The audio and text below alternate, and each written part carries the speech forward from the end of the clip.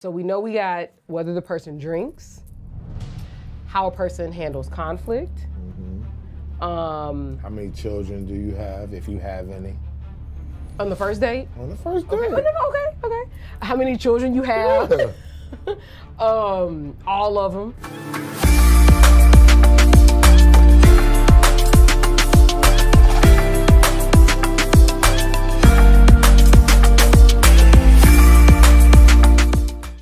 Welcome back to 8 at the Table, and I'm Everyone Sees Sounds Official, and I'm here with my co-hosting, well, not guest, but my co-host. Aaron the Renegade. Hey, y'all. Please keep supporting us, liking, subscribing, following, commenting, referring, super chatting. Please keep doing that because we're bringing the taboo topics that nobody else talks about, and we want to keep this thing going. And buy the merch. Y'all seen it. Buy the merch. So what's your non-negotiables compared to when you're committed to when you're not committed? Well, let's rephrase. So let's say what are our non-negotiables like day one versus when you've been with this person and you're considering being with them like seriously, long-term marriage, X, Y, and Z. Yeah, when you're committed, when you're not committed. Yeah, but I think day one non-negotiables are different. Okay. You know, Fair. like for instance, you know, you go out on a date and you go on a date with a person who doesn't drink. You know, you have people who don't drink, but you also have people who don't drink and be looking side-eyed at the person that they're with who does drink. You know, and not even to say that the person's over there getting wasted, but it's like, can I have a glass of wine without you, you know, stank facing me? You know? That kind of leads into people who like to drink, have a good time. I feel like that we lead into a good time or whatever. And I feel like that when people give you the impression that they like, oh, why are you drinking so much? It makes you feel like a little funny to be around them, and it takes away from the euphoria. Like us people that like to have martinis and champagne is leading into a certain type of thing that we love to have. Because I feel like people who like to go out and eat and drink, we like to end our night with sex. I could be wrong, but as men, I know we like to end our night with a lot of sex. This is what we do, you know what I'm saying? So sexual compatibility is very, very important. I think it's something that we don't even think about. Us men, we just look at it like we want to have sex with this woman, but in order for you to be compatible, she needs to like to have sex as much as you do, the way that you like it, what you want to do. It needs to be euphoric. And usually us men, we just thinking about smashing. You know what I'm saying? If I smash it and I like it, she's pretty, that's cool. But we don't think long term, oh, does she like to do head? If she don't like to do head and you a head man, you got a problem.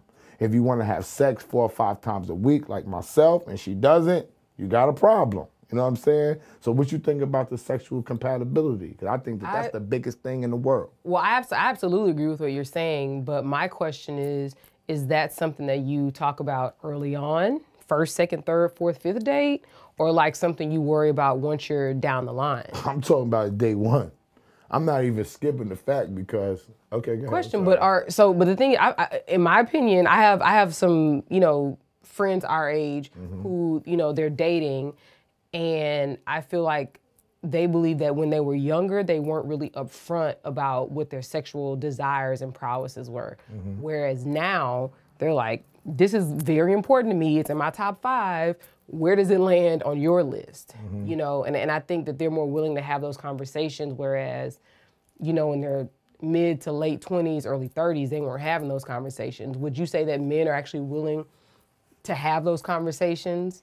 And are women willing to engage that conversation? I mean, I think as men, we want to. There's a lot of men that are scared to be upfront about sex because they don't want to turn women off. I tell them that they're bugging. If they're turned off, they're either turned on or turned off when you meet them. They know what they want and they know what they're willing to do. But you're not putting your foot down and putting your heart on the line or your pride on the line to let them know what's going on, and you're just creating a fucking recipe for failure. Because sooner or later, you need to find out these things.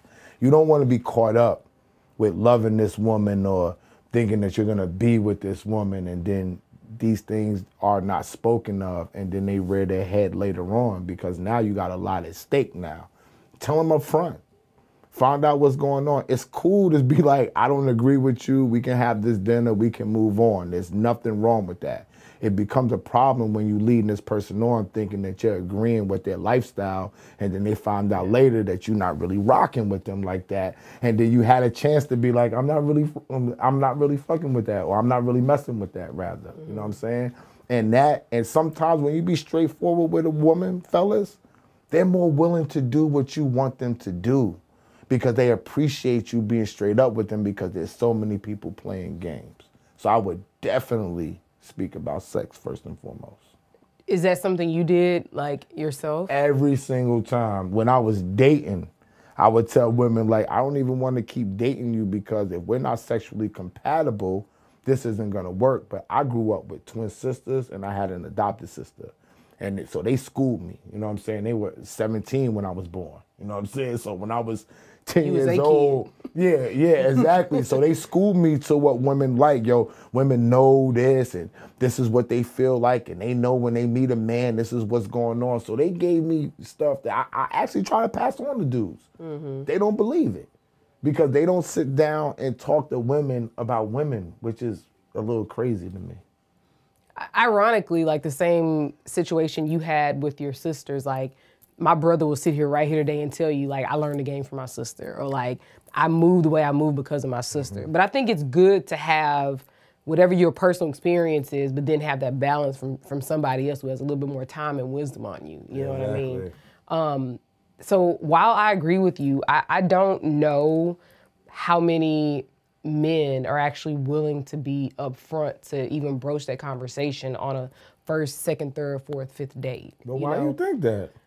I'm just talking from my experience from, before I was married. Mm-hmm. I don't really recall anybody just being that upfront and blunt about that type of thing. Would that have been a problem for you, though? If What? they were upfront and blunt with you, No. if they were straight. And this is what I'll be trying to tell you. I'm glad that you said that. Because most men think that if they're being straight up with a woman, that they're definitely going to say no. And I tell them all the time. I'll be like, yo, don't waste your time. Tell her what you feel. Tell her what you want. If she's with it, she's going to tell you she's with it. They're with it more than you think they are. They're human beings, too. They feel what you feeling, too. If you're attracted to them, 9 times out of 10, if they're feeling you, they're going to tell you that they're attracted to you too, and they're with what you with, but you just got to present it the right way. And people be worried about keeping their feelings to themselves instead of presenting. I don't worry about my feelings. If I say something and you're not with it, I can move on because I'm confident in myself. I know I'm a quality person. So if you miss out on me, I'm feeling like that you're missing out on a quality person. So I have no problem with being straight up with you, telling you about myself or trying to find out what you got going on. That's if we're trying to go further. Okay, so we're in the same vein of like sexual compatibility. We all know that like how one physically looks has a lot to do with sexual compatibility. So would you say it's appropriate to talk about like a person's investment in their health and like physical appearance? Is that important? Physical appearance is definitely important to me. I'm not even gonna lie. But again, how do you broach that conversation? Like I mean, you're not gonna get out. Like let's keep it real. All right, you're not gonna be around me as the man that I am if you don't got yourself together. I like a woman that looks good, that has their self together. But that's together now. Some women may naturally have a nice shape, may naturally be slim, may naturally be whatever. But a lot of other women have to work at it. They have to go to the gym. They got to eat right. They got to do X, Y, and Z. So the thing is that like one's commitment to physical appearance is different than someone just already naturally having. I like commitment too. Like I'm the type of person that. And it's just me. If I like you, I like you. You know what I'm saying? If you need to lose weight, I've been with women who I've been straight up with. Like, I don't rock with thick women like this, and we're just gonna do doggy style unless you lose weight. I've said it. I'm just keeping it real. And I've said it to somebody who Wait, so what is this? The double chin? No. It was like, just something. I see. For me as a man, I like certain things, right? But I'm willing to work with you if you're willing to put the work in. I like people who put work in. All right. So yeah, I might like you to be a certain look, but if I see you're trying to attain and live better and look better, I'm gonna rock with you because I'm not perfect neither. I got a little stomach. I'm still working on. I still work out. I still do what I gotta do. I drink too much. I smoke weed. So I'm not gonna be on top of you, but I need to see you doing something. You cannot just sit around on me and just say, this is what life is. If you putting some work in, going to the gym, you dieting, I will wait with you and I will work with you to get you to where it's compatible for the both of us. You know what I'm saying? Because I am the type of person, I don't take a day off. I got a wife, I wants to look good though. I'm in the sauna, I'm working out, I'm eating right, I take my vitamins. Why? Because when I come home, I want her to want to jump on me at all times. That's me. So that's what I expect from the next person that I'm going to deal with. Just put your work in. I'm not looking for you to be perfect, but I'm looking for you to actually put some work in so I can see that you want to be with me and my opinion matters to you. To you, right. Exactly. I mean, I can't disagree at all, like at all. And I always tell people, like, what's really attractive, like, for me, like men and women who work out and who look good, it's not that they look good. It's the level of discipline that it takes to look like that. Like, because the discipline is hard. Like you know, to look good at 40. To eat salads. But I'm saying, but to look good at 40 is different than to look good at 30. Yes. You know, so I can appreciate a man or a woman putting in the work that it takes because you got to have your shit together. You got to be drinking water, eating salad. You can't drink that much. You can't eat your hot Cheetos. You know, just all kind of stuff. It's a turn on. The level of discipline, like in that, is crazy. It's like, a turn on. I appreciate it. Like a person's level of discipline is incredibly attractive. Like, and you know, everybody knows I'm a type 1 diabetic, and so even before I was diabetic, I was disciplined. And that's really the only way I've even been able to like keep up with being healthy because I already had something in place. So I've just always been very appreciative and like hats off to anybody who can exercise discipline, whether it's in your workout, diet, health life, whether it's, you know, you have a goal and you want a business to happen and you're making it happen. And your love life. Your love life too, I agree. But you know, at different times in your life, you're gonna move a certain way and be disciplined. Sexual discipline for us men is hard. Talk about that. I ain't got nothing else to say. Talk about discipline is like one of the most difficult things for men to deal with because we already horny when we wake up. I'm gonna be honest with you because we keeping it real. You know what I'm saying? Even if your dick don't work? I don't know about people who dick don't work because mine works, all right? But they take Viagra. So I do know dudes that take Viagra and they still with the shit. So their dick not working is a thing of the past, right? So sexual discipline is very, very difficult for men because we are just attracted to the comfort that a woman provides. For us, it's nothing like being in the company of a beautiful woman. And it's addictive, all right? So for women, they don't get that fact because I feel like women have more like, you got so many men coming at y'all that y'all got discipline that y'all can pick and choose who y'all want. Bah, I'm gonna do boom, boom, boom, boom, boom. But us as men, even a man that's has been fortunate like myself, it never gets old. Why? Because most men don't have women that's coming at them, right? So the discipline for men that has women that's coming at them is very, very hard. It's hard to turn that shit down. Now, I don't know why every other man has a difficult problem with it, but vagina just, for me, vagina just makes a man feel good. It's just warm. It just provides warmth. It provides comfort. It makes you feel strong. It makes you feel like there's nothing in the entire world that you can't do when you have a pretty woman that you have sex with. Whether you know them well or not, it's a euphoric feeling for men.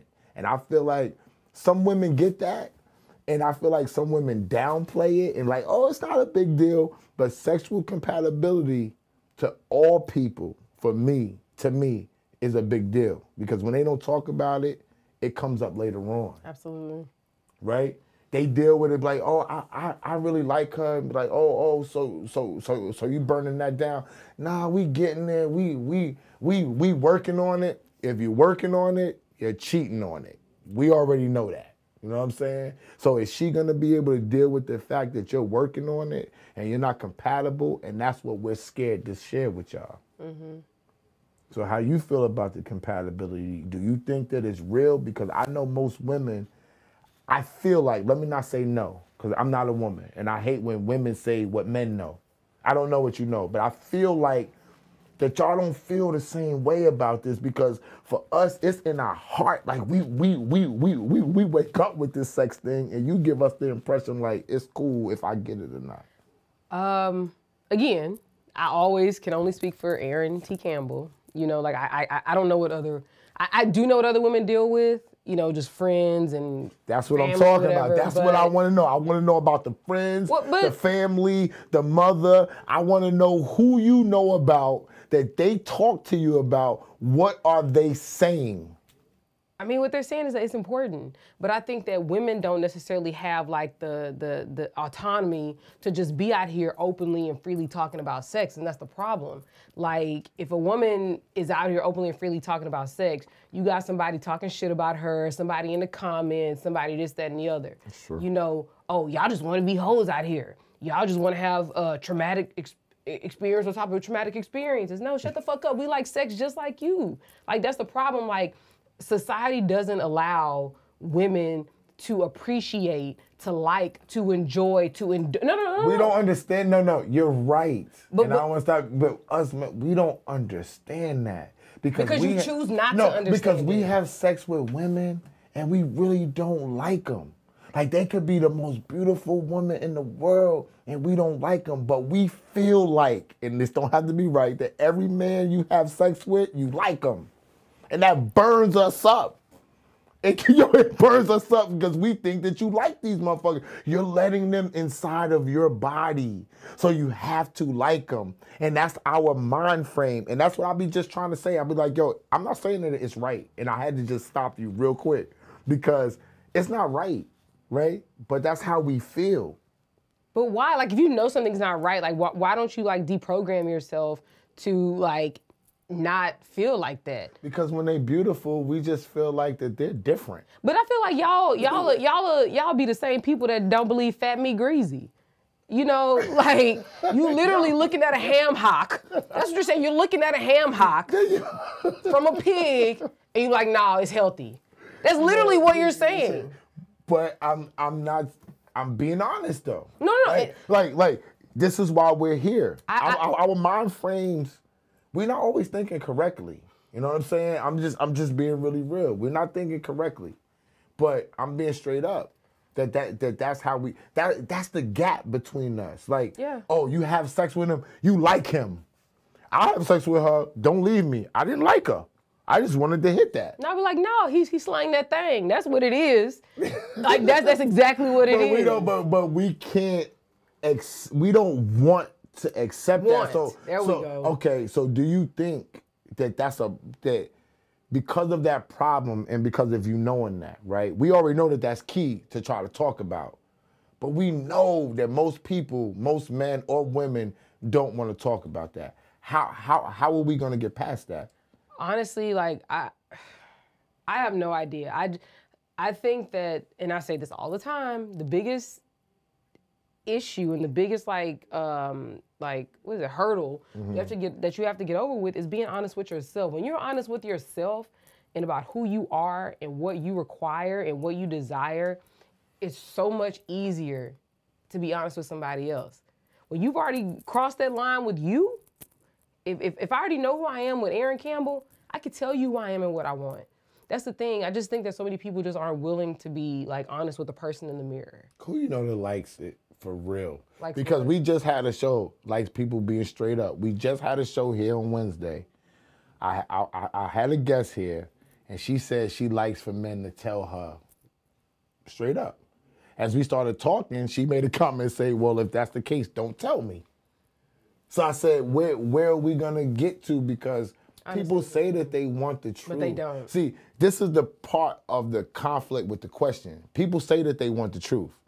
But when you give them the truth, they judge you about it, man or woman. No. Judgment is okay. Judgment is okay. But it's about whether you're willing to accept that truth.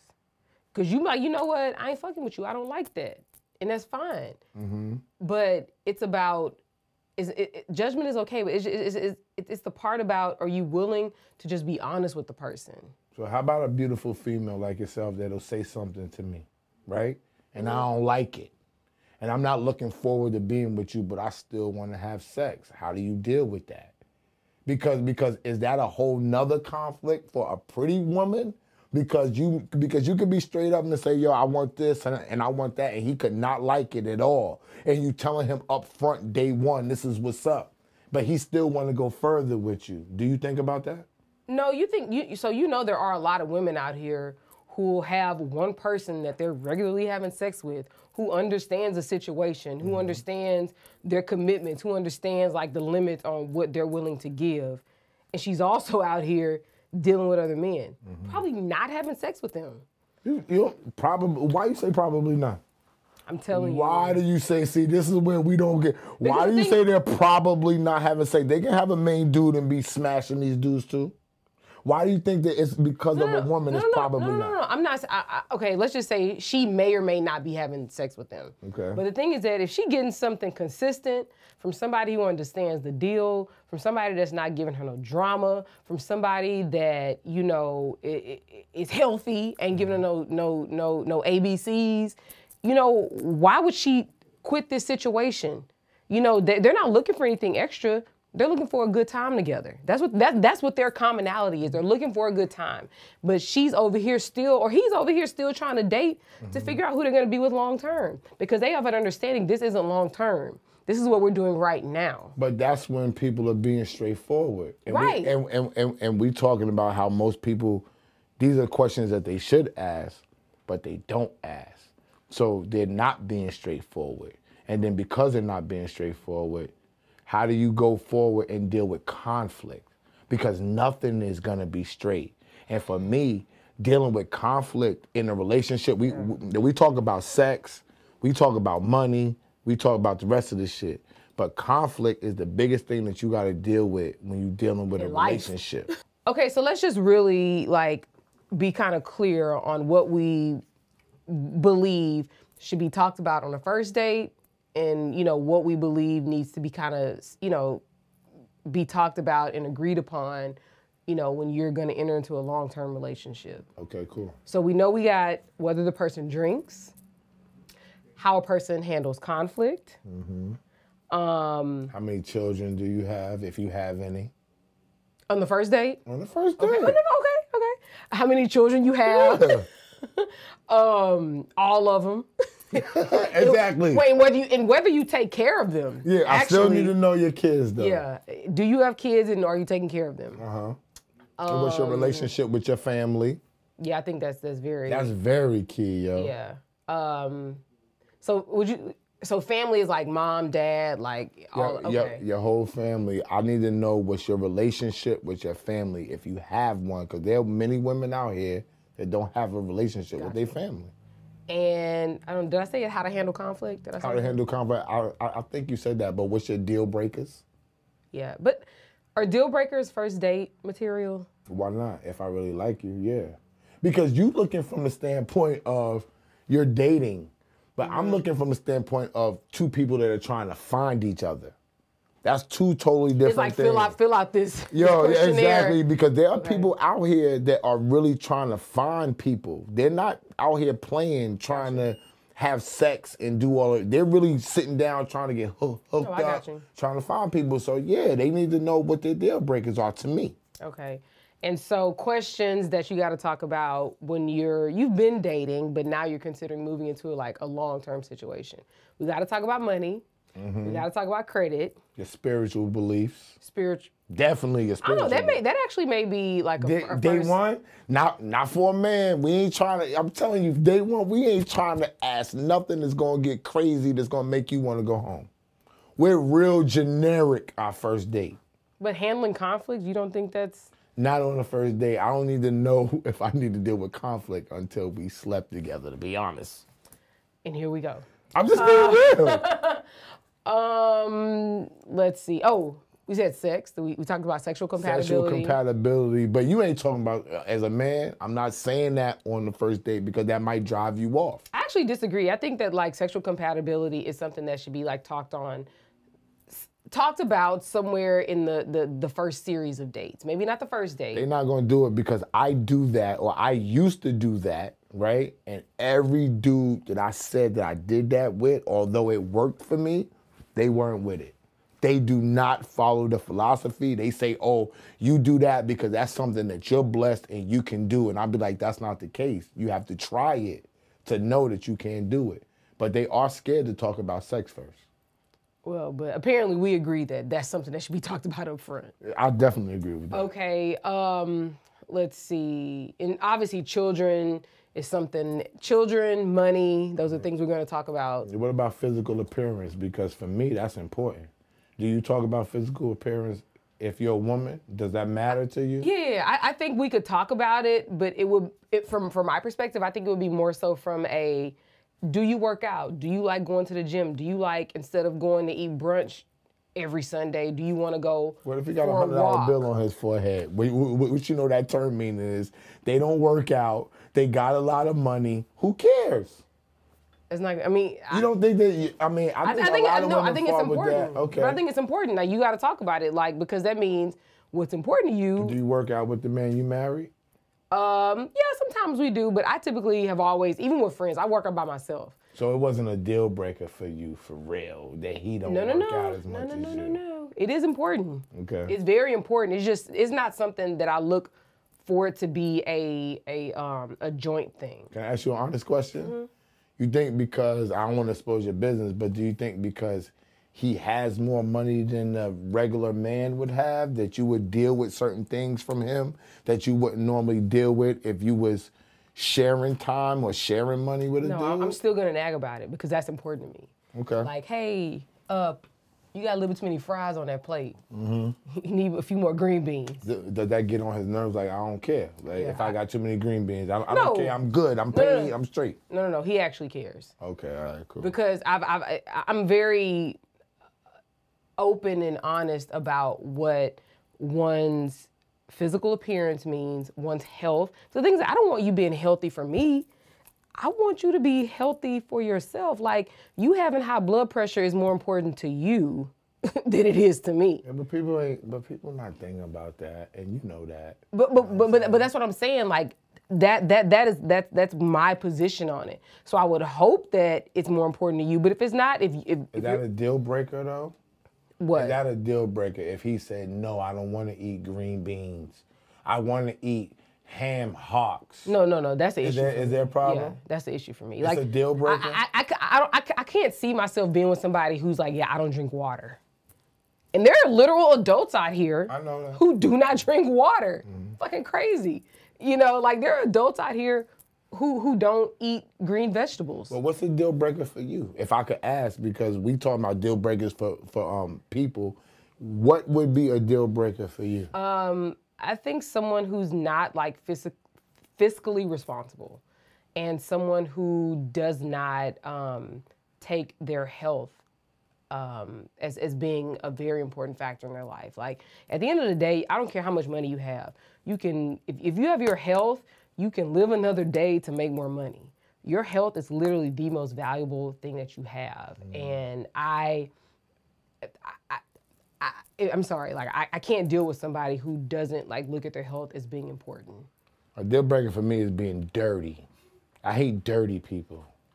You know what I'm saying? Like, dirty, like I hate dirty people. People who don't take being clean. hygienic things. No, but Okay. not even that. Like, if you don't wash your clothes if you don't wash your sheets, Your ass. like your bathroom needs to be clean.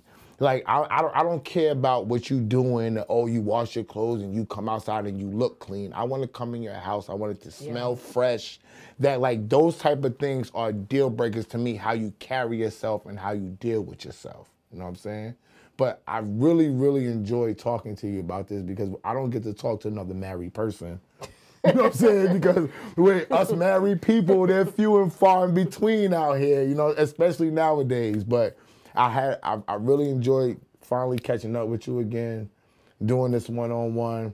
I feel like that we need to do this type of thing more because there are people that living out here. I agree. And they think that married life is sweet.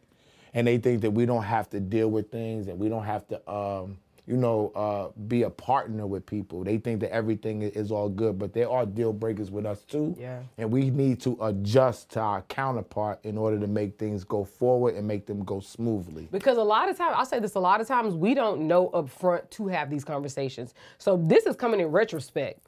You know, we've been married. Well, you've been married longer than I have, but like we've been married, for 2 years. How long you been married? Oh wait, I thought you were married for longer than that. I've been married for 2 years. But you've been with your wife for a long time. For a minute, yes, I have. But I think that we're really talking from like from what is it? 2020 is something about 2020 vision. I don't know. Yeah. But we're speaking from things have already happened, so we can look back and say, you know what? These are things that we should have done.